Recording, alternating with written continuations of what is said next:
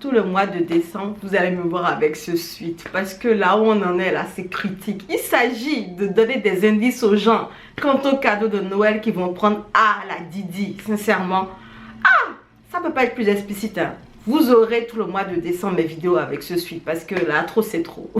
Bref.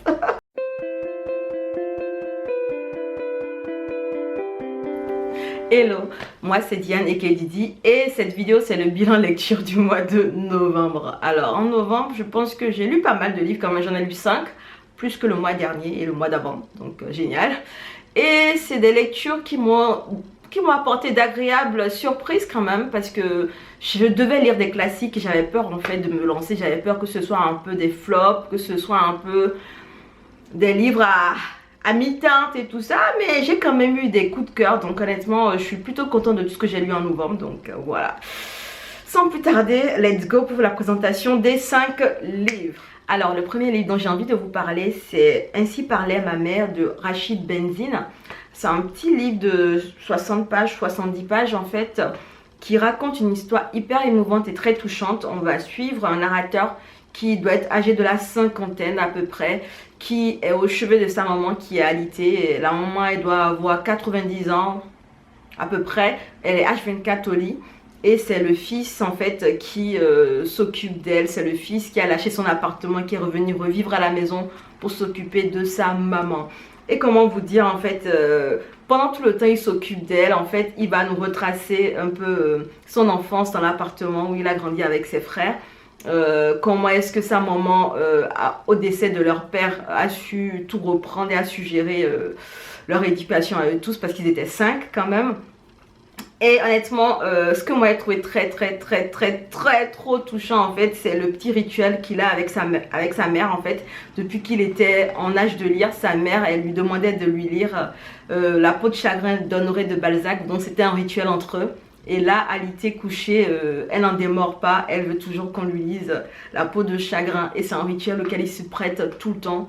Et honnêtement, c'est trop émouvant parce que pendant qu'il lui raconte, pendant qu'il lui lit le livre, il repense en fait à toutes les autres fois il lui a lu le livre, il repense à comment est-ce que sa maman est vraiment d'une patience, d'une générosité infinie, comment est-ce que il ne pense pas pouvoir continuer sans elle, parce que la maman elle est alitée, elle est bien âgée, donc elle n'a peut-être pas longtemps encore à rester sur terre. Et honnêtement, je veux dire, tout ça tellement touchant dans le sens où le monsieur il a la cinquantaine et quand même il a peur de perdre sa maman. C'est vous dire à quel point en fait, peu importe l'âge qu'on a, on a du mal à laisser partir ses parents. Donc c'est vraiment waouh.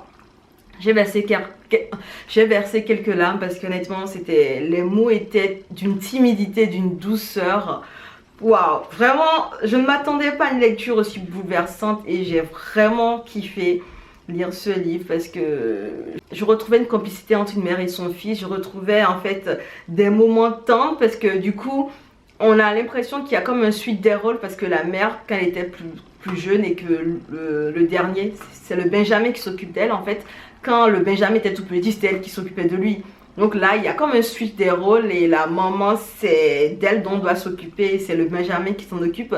Il y a une certaine timidité à la manière dont il appréhende les moments où il doit lui faire la toilette, comment est-ce qu'ils ont brisé en fait la glace, quant à ces moments gênants là, mais qui finalement sont nécessaires puisqu'il faut bien que quelqu'un s'occupe de lui faire sa toilette et que la maman, enfin voilà, elle n'aime pas que quelqu'un d'autre le fasse, voilà. Honnêtement, c'est un livre qui va vous faire verser quelques petites larmes parce que vous sentez que ça risque d'être une fin tragique, ça risque d'être une fin qui fait mal. Mais honnêtement, cette relation-là entre cette mère et ce fils est juste magique, vraiment magique. Je vous spoil pas la fin, mais honnêtement, elle est bien émouvante. Vraiment, vraiment, vraiment. Alors, le second livre dont j'ai envie de vous parler, c'est L'incivilité des fantômes de Rivers Solomon. C'est un livre qui fait près de 500 pages, oui, c'est un gros livre de poche, ouais. En fait, c'est de la science-fiction et ce qui est particulier avec ce livre, c'est qu'on a en fait, déjà la plupart des héros sont noirs, la plupart des personnages principaux sont noirs et ils sont non genrés. Il y en a qui souffrent du trouble de l'autisme, donc c'est des personnages atypiques qui vont être mis en avant dans ce livre. Et l'histoire de fond, en fait, c'est que on est dans un futur lointain. Les humains ont dû fuir la Terre parce qu'il y a eu quelque chose sur la Terre, on ne pouvait plus l'habiter, quoi. Donc ils ont fui la Terre au bord d'un vaisseau qui est censé les conduire vers un Eldorado. Sauf que le voyage est censé durer plusieurs générations, c'est-à-dire que c'est censé durer 5 générations à peu près. Et notre histoire a démarré avec une génération de jeunes gens qui sont plutôt particuliers. On a l'héroïne principale qu'on va suivre la plupart du temps. Héroïne, je n'ose même pas dire héroïne parce que c'est une personne non genrée, elle ne veut pas forcément être dans un genre particulier. Mais bon, elle s'appelle Aster et du coup en fait elle est douée pour les sciences, elle est douée pour la médecine et elle s'intéresse beaucoup aux livres qui retracent l'évolution de la science et qui expliquent comment l'univers est fait. Elle continue de faire un peu ses rituels classiques, c'est-à-dire qu'elle va soigner les patients, elle lit ses bouquins et entre temps aussi elle va commencer à essayer de décoder le journal intime de sa mère qui s'est suicidée à sa naissance. Donc elle va essayer de comprendre un peu les raisons du suicide, elle va essayer de comprendre un peu sa mère. Elle n'y arrive pas forcément au début, donc voilà. Elle est amie avec Théo. Théo c'est le médecin, du vaisseau, c'est le génie. Il a des doigts d'or en fait parce qu'il réussit des opérations vraiment waouh, la main de Dieu limite. Bref, Théo c'est quelqu'un qui est beaucoup plongé dans la religion, c'est quelqu'un qui est souvent en contradiction avec lui-même parce que il croit en certaines choses mais il est contre certaines choses qui, enfin bref, le mec il est en contradiction avec ce en quoi il croit et il a du mal en fait à prendre position pour certaines choses, on va dire. On a aussi Gisèle qui est une jeune un peu déprimée en fait, c'est l'amie de Aster. Elle est très déprimée, même, je dirais même beaucoup déprimée parce que le long des 500 pages en fait on va la voir en train de plonger toujours plus en fait, de toucher le fond limite. Et on va avoir aussi un personnage que j'ai beaucoup aimé qui s'appelle Mélusine. C'est une tata, c'est la mama de substitution sur le vaisseau. Elle est forte de chair, elle est noire, donc tout le monde veut qu'elle soit la nounou. Même si elle en a rien à foutre quoi. Sincèrement, j'ai adoré son piquant, j'ai adoré ses remarques acerbes, cette manière de s'en foutre et de se dire mais vous êtes con, moi je m'en fous des enfants moi. Bref, j'ai aimé son personnage, je trouvais assez particulier, je trouvais plutôt assumé en fait dans ce qu'elle disait. Donc on a tout ce beau monde qui est à bord du vaisseau, le vaisseau qui va vers un Eldorado, on ne sait pas où, on ne sait pas quand est-ce qu'il arrivera. On a toutes ces personnes là qui ont leur démon intérieur, qui pensent à plein de trucs, qui sont à deux doigts d'imploser de l'intérieur et tout ça en fait va avoir des répercussions sur le vaisseau parce que en fait le vaisseau on va dire que c'est un peu un négrier quoi parce que il y a du racisme fort, de l'esclavage au sein du vaisseau donc je pense que la mèche va être vite allumée et puis ça va péter dans pas longtemps. Donc on sent le truc venir et honnêtement ce que moi j'ai apprécié dans ce livre c'est que du coup on a en fait un développement de personnages qu'on ne voit pas très souvent dans la SF en fait. En général, dans la SF, on voit souvent la lutte des classes, la machine versus l'homme et tout ça. Mais des personnages qui sont autistes ou des personnages qui sont non-genrés de manière bien spécifique et qui parlent de l'identité des gens, c'est plutôt rare. Donc j'ai trouvé ça intéressant dans ce spectre-là, on va dire.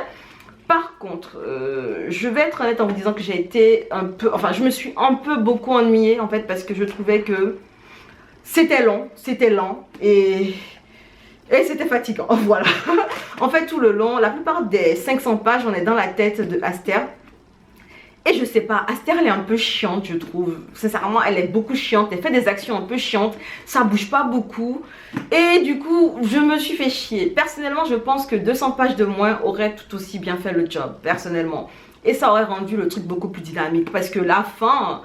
c'est une fin, là, ils vécurent heureux, eu beaucoup d'enfants. J'étais là en mode, la vie n'est pas aussi facile les gens, sincèrement. On se calme, mais bon. Écoutez, c'est de la science-fiction, donc je suppose qu'on peut se permettre un peu tout ça, je sais pas.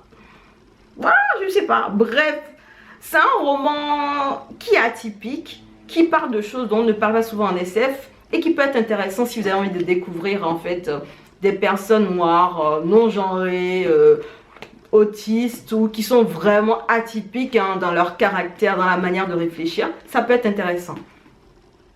Ouais, mais sincèrement, 200 pages de mots aurait été génial, quoi, sincèrement. C'est ce que j'en pense, en tout cas. En plus, les personnages que moi j'adorais, en fait, Mélusine, on n'entend pas parler beaucoup. Moi, j'adorais Mélusine quand elle parlait. Mais, oh là là, on aurait dû, en fait, passer le temps de donner les points, à donner la parole. On aurait dû passer le temps de donner la parole à Mélusine. Un peu plus à Théo aussi, parce que honnêtement, Aster, oh là là. Ah là là, on a eu que du Aster tout le long, hein. On a eu des petits moments de Théo, de Gisèle et de Mélusine, mais c'était pas assez quoi. C'était un chapitre sur les, je sais pas combien de chapitres il y a dedans, il y en a plein. Donc honnêtement, voilà. Voilà, vous êtes prévenus. Et le troisième livre dont j'ai envie de vous parler est Le meilleur des mondes de Aldous Huxley. Alors c'est un classique de la SF dystopie que j'avais envie de lire depuis un moment et je me disais allez il faut que tu te lances, lance-toi, lance-toi, lance-toi. Je l'ai finalement lu en novembre et honnêtement comment dire, j'ai aimé mais j'ai pensé qu'il aurait pu faire mieux. Je sais pas, je chipote hein, je sais que je chipote par rapport à ça. En fait l'histoire, le monde dans lequel on est dans Le meilleur des mondes de Aldous Huxley, c'est un monde qui a été revu en fait, c'est-à-dire que on est dans un monde où les femmes ne portent plus les enfants, elles n'accouchent plus, les enfants ils naissent en laboratoire, on leur, enfin, je sais pas, l'État leur les éduque de A à Z pour en faire des humains spécifiques qui rentrent dans des certaines castes bien spécifiques, qui ont des rôles bien spécifiques. Donc on est dans un monde dystopique, c'est-à-dire que il y a plusieurs classes sociales. Chaque classe est censée faire, est censée réfléchir d'une certaine manière, est censée exécuter une tâche bien particulière. Elle a ses codes couleurs. Et donc dans le livre en fait, on va nous parler du laboratoire où tout se passe. En fait, on va nous parler de comment est-ce que les enfants sont fabriqués dans les laboratoires, comment est-ce que ils sont clonés, comment est-ce que on pense à les cloner pour avoir plus de personnes, pour certaines classes sociales qui sont censées être de la main d'œuvre, hein, tout ça. Enfin, on nous raconte tout ça. Et en parallèle, en fait, on va nous parler, d'un sauvage qui, en fait, qui est né hors de ce monde-là et qui se retrouve dans le monde bien compartimenté, bien réglementé, où les émotions ne sont pas censées être extrêmes. Hein. En fait, dans ce monde-là, tout est modéré, tu dois pas être trop passionné, trop amoureux, enfin tout doit être moyen en fait, pour que ça ne déclenche pas des passions exacerbées et que on ne soit pas là à devenir fou de désir ou fou de quelque chose. C'est un monde un peu particulier. Donc on a un sauvage qui va se retrouver dans ce monde-là. Et du coup, il va essayer de revoir, en fait, de confronter les idéologies de ce monde-là et celles qu'il a acquises au cours des quelques années de vie qu'il a devant lui. Et on a des conversations qui sont plutôt intéressantes sur ce point-là parce que du coup, on confronte vraiment les idéologies. Je me dis quand même que pour un sauvage qui n'a pas eu beaucoup accès à l'éducation, qu'il tienne de si bons discours, c'est un peu trop, voilà. Mais bon, disons que c'est de la fiction scientifique, c'est pas grave, on peut comprendre ça. Par contre, j'aurais aimé, enfin, le point qui m'a un peu déçu dans ce livre, malgré le fait que ce soit un livre qui est bien écrit, la plume est agréable, il y a des effets de style au niveau de l'écriture qui m'ont vraiment renvoyé, vous savez, dans les spectacles, les comédies musicales en fait, où je sais pas si je vous parle de ce passage-là, ça va faire long, mais bon, il y a un effet de style que j'ai bien apprécié où il y avait plusieurs personnes qui parlaient en même temps et on sentait que les personnes n'étaient pas au même endroit et du coup on changeait de point de vue tellement rapidement qu'à un moment donné les points de vue se concordaient pour dire la même chose, pour avoir l'effet symphonique quoi. Donc c'était très beau, c'était bien exécuté cette partie-là, j'étais là en mode continuer et puis waouh, voilà, c'était trop cool. Par contre, c'est bien écrit, j'ai dit tout ça, mais sincèrement, le point que j'ai trouvé dommage, c'est que en fait, il y a plusieurs classes sociales, il y a plusieurs castes sociales, chacune a un nom, gamma, bêta, je sais pas quoi, il y en a plein. Ils ont parlé que des plus intelligents, c'est-à-dire qu'ils ont parlé que de quelques-uns parmi ceux qui constitue la société. Ils lui ont donné vite fait la parole, mais j'aurais aimé qu'ils donnent la parole à tous enfin à au moins un membre de chaque caste pour qu'on ait le ressenti qu'ils ont dans cette société-là. Ça aurait été intéressant à développer. Et j'aurais aimé que le sauvage ait plus d'options en fait, parce que la manière dont cette histoire se termine, vous allez faire « Ah bon? Tiens, c'est bizarre cette fin. » J'ai eu l'impression qu'il ne savait peut-être pas comment terminer. Et du coup, il a fait un truc en mode, bon, la facilité quoi. Je sais pas, c'est mon impression sur la fin. Et je chipote, je sais. Sinon, c'est vraiment pas mal. Si vous voulez de la dystopie, vous voulez un classique, Le Maire de Monde, c'est un livre par lequel commencer clairement. Parce que de toutes les manières, il est pas trop long. 300 pages, ça se lit plutôt rapidement. L'écriture est intéressante, les idéologies derrière le propos de fond est vraiment intéressant. Mais bon, je chipote quoi. Mais bon, la fin aurait pu être meilleure quand elle aurait pu être meilleure. Alors, le quatrième roman dont j'ai envie de vous parler est Lettre à ma fille de Maya Angelou. Alors, c'est un essai du coup de Maya Angelou. Elle écrit une lettre à sa fille. Le truc le plus drôle, c'est qu'elle n'a jamais eu de fille. Elle n'a eu qu'un enfant, c'est un garçon. Et du coup, ce livre est censé être une lettre à toutes les filles, toutes les femmes de ce monde. En fait, Maya Angelou, il retrace toutes les expériences qu'elle a eu à faire dans sa vie, les leçons qu'elle en a tirées. Et puis, c'est raconté de temps tellement bienveillant, tellement drôle, que vous allez adorer en fait. Vous allez adorer cette facette de Maya Angelou. Parce que du coup, Maya Angelou est connue pour ses combats pour les droits civiques aux États-Unis, pour ses combats pour la femme noire, tout simplement, son féminisme. Et j'ai l'impression qu'à force, on a tellement l'habitude d'avoir en fait cette personnalité-là qu'on oublie en fait qu'elle est une femme tout simplement qui a vécu des choses bizarres dans la vie et qui en a tiré de temps en temps de petites leçons. Et j'aime bien cette autodérision qu'elle a en fait, cette manière qu'elle a de se remettre dans ses expériences et de se foutre d'elle-même, parce que honnêtement elle a vécu des trucs bien drôles, elle en a tiré quelques leçons et puis elle partage ça avec nous de ton super bienveillant. C'est bien écrit, c'est simple, c'est pas complexe, ça fait à peine 150 pages donc ça se lit plutôt rapidement. Et honnêtement, elle a même eu le temps de glisser quelques poèmes dedans. Sincèrement, je pense que si vous ne connaissez pas Maya Angelou et que vous lisez ce livre, vous allez l'adorer. Sincèrement, parce que le livre, en fait, j'ai l'impression que c'est elle en fait. On la découvre elle, en tant que femme, en tant que mère, en tant que sœur, en tant qu'amie. Et la combattante, elle est là aussi, mais c'est toutes ces expériences-là qui ont fait d'elle ce qu'elle est aujourd'hui, ce qu'elle est comme combattante, ce qu'elle est comme activiste, ce qu'elle est comme leader, ce qu'elle est comme figure populaire dans la lutte pour les droits civiques. Donc honnêtement, c'est un livre que je recommande si vous aimez les essais de personnalités publiques et si vous avez envie de découvrir Maya Angelou. Moi personnellement, je suis tombée amoureuse d'elle et c'est un méga ultra coup de cœur ce roman, vrai de vrai. Voilà. Le dernier et cinquième livre que j'ai lu en novembre, c'est Une si longue lettre de Mariama Ba. C'est un classique de la littérature afro, je ne l'avais jamais lu et du coup j'avais un peu peur en le démarrant en me disant j'ai des attentes, peut-être qu'elles vont être un peu bafouées, un peu giflées, un peu jetées aux ordures, je sais pas. Bref, j'avais un peu peur quand même de savoir ce que ça allait donner, que j'allais le lire. Et honnêtement, c'est une lecture qui était plutôt agréable.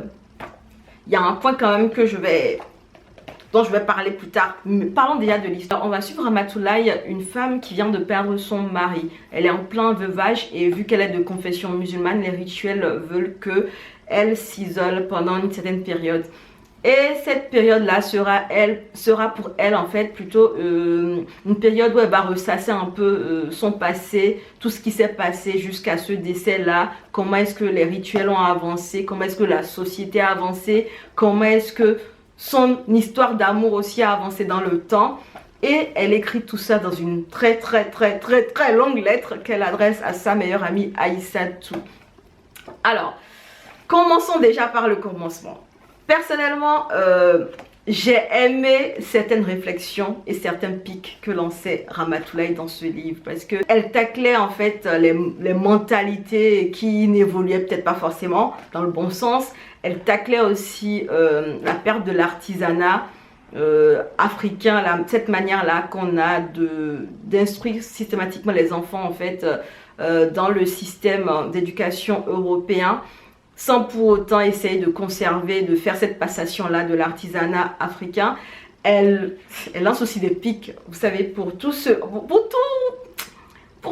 les célébrations un peu bizarres que les gens ils aiment bien faire en Afrique. Je ne vais pas aller dans plus de détails, allez lire le livre pour voir ça. J'ai bien aimé tous ces pics-là qu'elle lançait, j'ai adoré.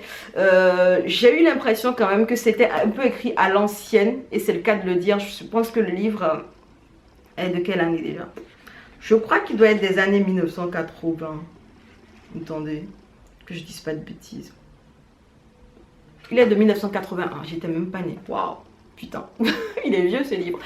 N'empêche que c'est écrit à l'ancienne, parce que, pourquoi je dis ça? Parce que à l'ancienne, en fait, j'ai remarqué qu'ils aimaient bien, en fait, quand ils écrivaient ou décrivaient une situation, lancer une succession de synonymes pour amener, pour vouloir dire la même chose. Et ça, je l'ai remarqué très vite, en fait, dans la manière dont c'était écrit. Donc, je me suis dit, ok, c'est à l'ancienne, bon, soit c'est pas grave. Mais ce que j'ai trouvé dommage, en fait, dans toute cette histoire, c'est l'histoire en elle-même. Parce que Ramatoulaye, elle raconte sa vie. Et du coup, vous allez la voir traverser des galères, des trucs révoltants. Et sa passivité sur certains événements m'a laissé perplexe, en fait. Parce que tout ce qu'elle disait, en fait, parce qu'elle écrit la lettre, donc tout ce qu'elle dit là, sur un ton cinglant, éclairé, vraiment juste, je trouvais que c'était un peu en clash avec son inaction sur certains événements qui lui arrivaient dans la vraie vie. Donc, j'ai trouvé dommage, en fait, que Ramatoulaye soit aussi passive. Je ne veux pas dire pourquoi elle était passive spécifiquement, parce que ce serait du spoil, mais je l'ai trouvée un peu passive, et je me suis dit, mais aujourd'hui, les gens auraient déjà dit balèque, quoi. On aurait dit balèque, parce qu'on lui a imposé tellement de choses. On lui a imposé de la polygamie, on lui a proposé un mariage douteux, on lui a imposé on lui a imposé tellement de trucs. Et elle s'est tellement laissée un peu faire que j'ai trouvé dommage qu'elle aille contre ses idées ou ses arrière-pensées, parce que, puisque c'est elle qui écrit la lettre, si vous voyez, en fait, si vous lisez le livre, la personne qui écrit la lettre est vraiment très éclairée, vraiment très intelligente.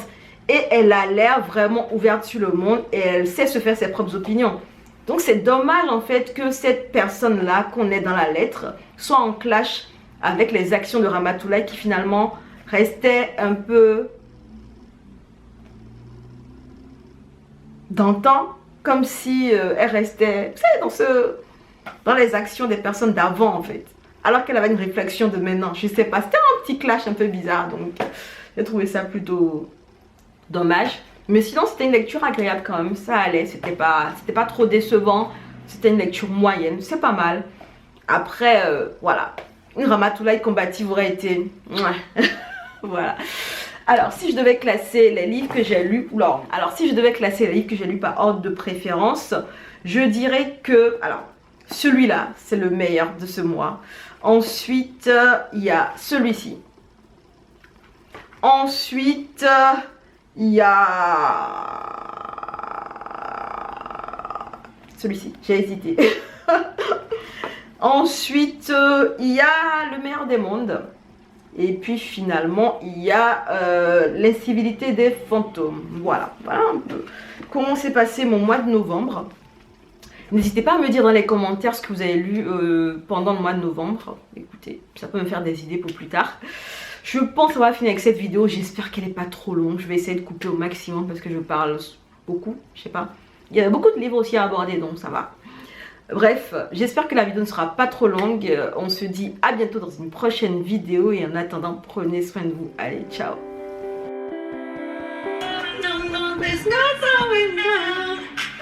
You and I, running all this in a way, I'm on the ground on my body, I want you to take me for a ride,